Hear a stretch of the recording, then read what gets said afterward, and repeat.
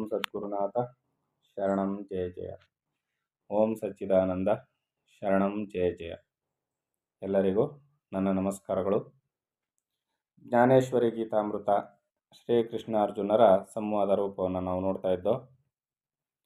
ಭಕ್ತಿಯನ್ನು ಮಾಡಬೇಕಾದ್ರೆ ಯಾವ ರೀತಿಯಲ್ಲಿ ಮಾಡಬೇಕು ಅಂತೇಳಿ ಸಜ್ಜನರ ಸಹವಾಸವನ್ನು ಮಾಡಬೇಕು. ಹೆಚ್ಚಿನ ಮಟ್ಟದಲ್ಲಿ ಸಜ್ಜನರ ಸಹವಾಸವನ್ನು ಮಾಡಬೇಕು.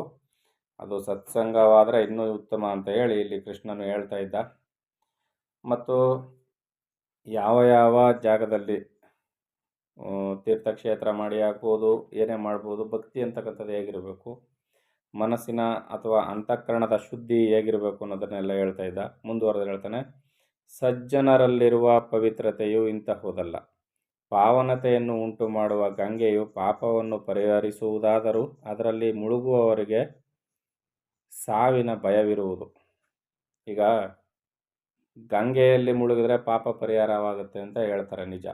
ಆದರೆ ಗಂಗೆಯಲ್ಲಿ ಪ್ರವಾಹ ಇದ್ದಂಥ ಕಾಲಕ್ಕೆ ಅಥವಾ ಕಾಲು ಜಾರಿ ಬಿದ್ದಂಥ ಕಾಲಕ್ಕೆ ಪಾಪ ಪರಿಹಾರವಾಗುವುದರ ಜೊತೆಗೆ ಪ್ರಾಣಹಾನಿಯೂ ಆಗುತ್ತೆ. ನೀರಲ್ಲಿ ಬಿದ್ದರೆ ಇನ್ನೇನು ಸಾಯದೆ ಇನ್ನೇನು ಮಾಡ್ತಾರೆ ಅಲ್ವಾ?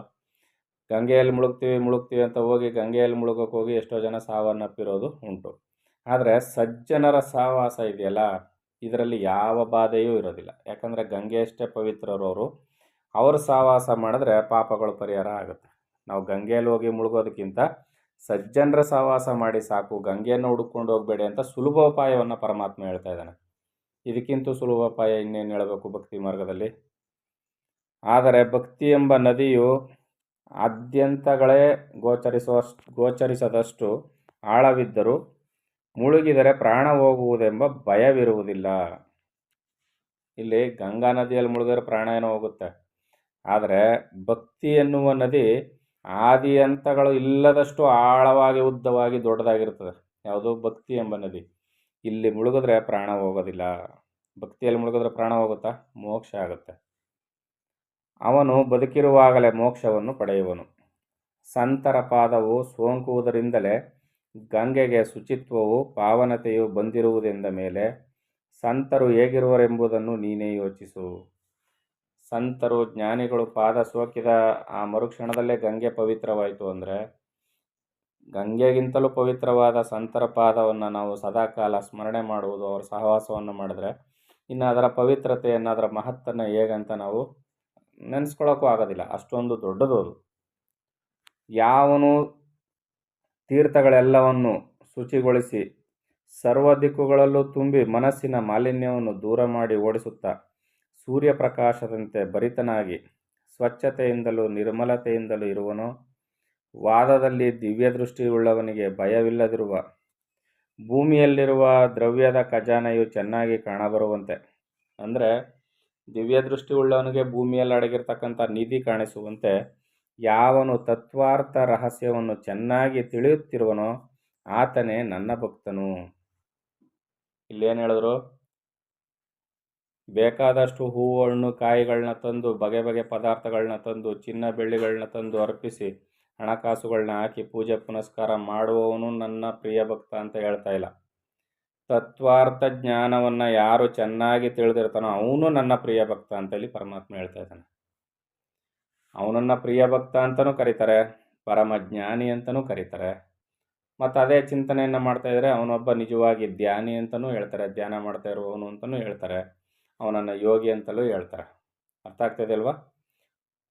ಒಬ್ಬನೇ ವ್ಯಕ್ತಿ 4 ವಿಧದಲ್ಲಿ ಬೇರೆ ಬೇರೆ ಹೆಸರಿನಿಂದ ಕರೆಸ್ಕೊಳ್ತಾನೆ ಅಷ್ಟೇ. ಭಕ್ತಿ ಮಾರ್ಗವಾಗಿ ಬಂದಾಗ ಈ ರೀತಿಯಲ್ಲಾಗುತ್ತೆ, ಯೋಗ ಮಾರ್ಗದಲ್ಲಿ, ಜ್ಞಾನ ಮಾರ್ಗದಲ್ಲಿ ಆ ರೀತಿಯಲ್ಲಿ ಕರೆಸ್ಕೊಳ್ತದೆ. ಅಂತೂ ಇಲ್ಲಿ ಪ್ರಕ್ರಿಯೆ ಒಂದೇ ಸಾಧನೆ ಬೇರೆ ಬೇರೆ ರೀತಿಯಲ್ಲಿ ಕರೆಸ್ಕೊಳ್ತದೆ. ನಾವು ಭಕ್ತಿ ಅಂತ ಬಂದಾಗ ಪರಮಾತ್ಮ ಒಳ್ಳೇದು ಮಾಡು ಅಂತ ಅಲವತ್ಕೊಳ್ತೀವಿ. ಆದರೆ ಆ ಅಲವತ್ಕೊಳ್ಳೋದನ್ನು ಬಿಟ್ಟು ಪರಾಭಕ್ತಿ ಅಂತ ಬಂದಾಗ ಅವನು ಜ್ಞಾನಿ ಆಗಬೇಕು ಅಂದಾಗ ಯೋಗ ಸಾಧನೆಯಲ್ಲಿ ಮುಳುಗಲೇಬೇಕು.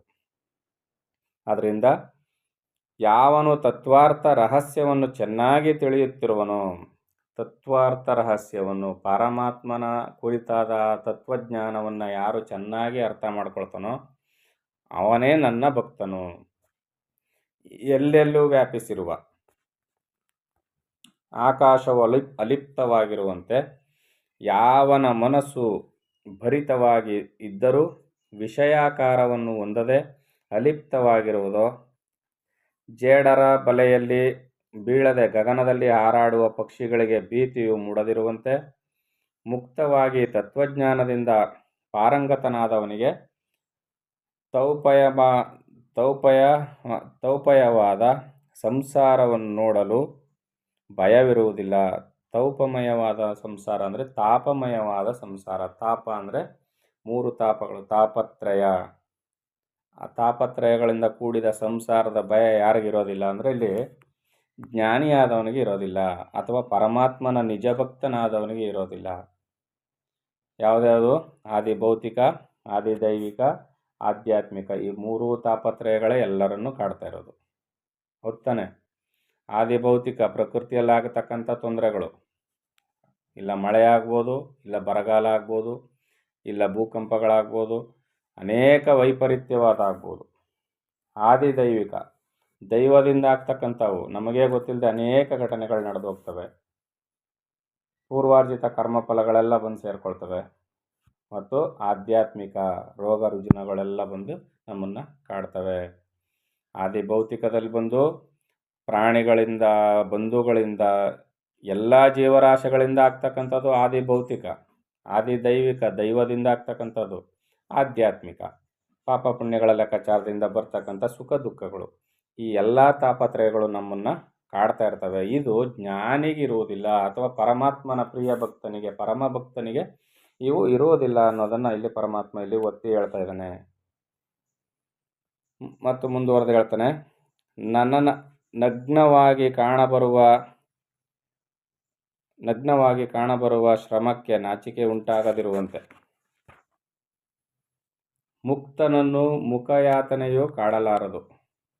ಮುಕ್ತನನ್ನು ದುಃಖಯಾತನೆಯೂ ಕಾಡಲಾರದು. ಹೇ ಅರ್ಜುನ, ಸೌದೆಯು ದೊರೆಯದಂತಾಗಲು ಅಗ್ನಿಬಾಧೆಯು ತಾನಾಗಿಯೇ ಶಾಂತವಾಗುವಂತೆ ಅವನು ಕರ್ಮಾಚರಣೆಯಲ್ಲಿ ಅಹಂಕಾರವಿದ್ದರಿಂದ ಲೇಷವಾದರೂ ಬಾಧೆಗೊಳ್ಳದೆ ತಾನಾಗಿಯೇ ಮೋಕ್ಷವನ್ನು ಹೊಂದಿ ಶಾಂತನಾಗುವನು. ಇದೆಲ್ಲ ನಿಮಗೆ ಚೆನ್ನಾಗಿ ಅರ್ಥ ಆಗ್ತಾ ಇದೆ.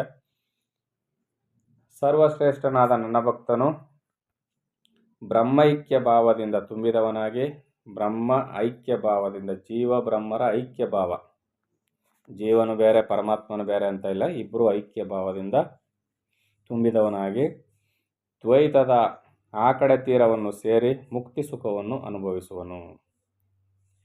ಈ ಭೂತಳದಲ್ಲಿ ದೂತರಿಂದ ದೇವತೆಗಳವರೆಗೆ ಸರ್ವರ ಪ್ರೀತಿಗೂ ಪಾತ್ರನಾಗುವನು.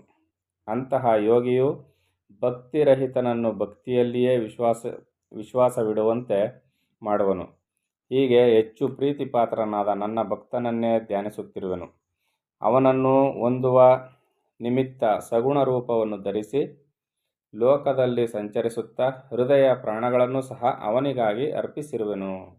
ಪರಮಾತ್ಮ ಏನು ಹೇಳ್ತಾ ಇದ್ದಾನೆ?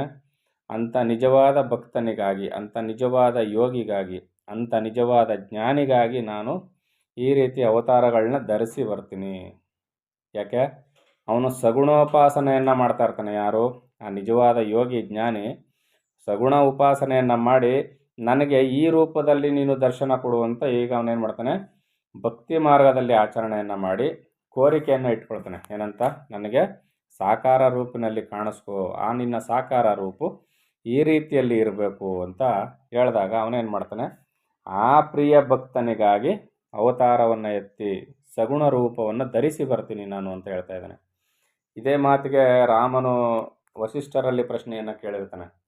ನೀವು ನೋಡಿದ್ರೆ ನಿರ್ಗುಣ ನಿರಾಕಾರ ಪರಬ್ರಹ್ಮ ಸ್ವರೂಪು ಅದು ನೀನೇ ಅಂತ ಹೇಳ್ತೀರಿ ಗುರುಗಳೇ, ಇನ್ನೊಂದು ಕಡೆ ಹೇಳ್ತೀರಿ ಪರಮಾತ್ಮನನ್ನು ಧ್ಯಾನಿಸು, ಅವನು ನಿನಗೆ ದರ್ಶನ ಕೊಡ್ತಾನೆ, ವರವನ್ನು ಕೊಡ್ತಾನೆ ಅಂತ ಹೇಳ್ತೀರಿ. ಇವೆರಡರಲ್ಲಿ ಯಾವುದು ನಿಜ ಅಂತ. ಅದಕ್ಕೆ ವಸಿಷ್ಠರು ಹೇಳ್ತಾರೆ, ರಾಮ,